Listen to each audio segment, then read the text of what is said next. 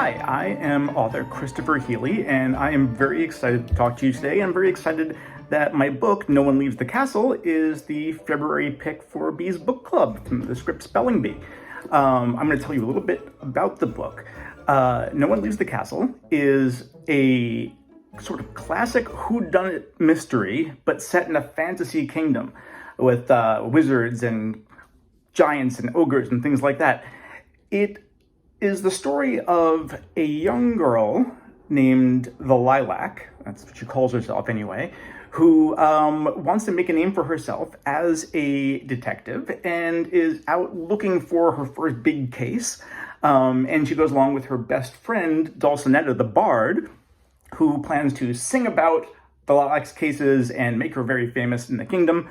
Her first case that she gets involved in is trying to find a missing artifact from the home of Baron Angbar in the mountainous, scary kingdom of Carpagia.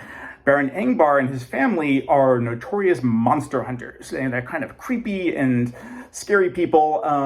But when the Lilac goes to their castle to try to find this missing artifact, things get a little more complicated because while she's there, a murder takes place.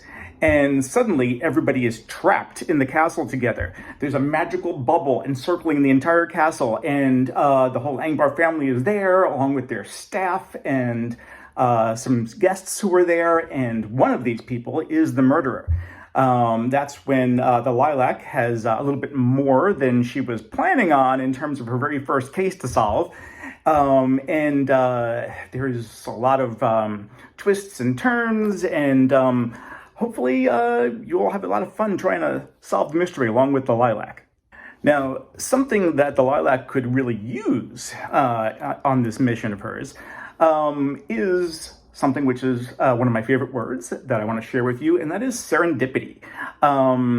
Serendipity is a word that means something wonderful that comes to you or that you find without even looking for it. It's not necessarily luck. It's a little bit of a difference between luck and serendipity, because luck, first of all, can be bad. You can have bad luck. But serendipity is always good, and so what's not to love about that?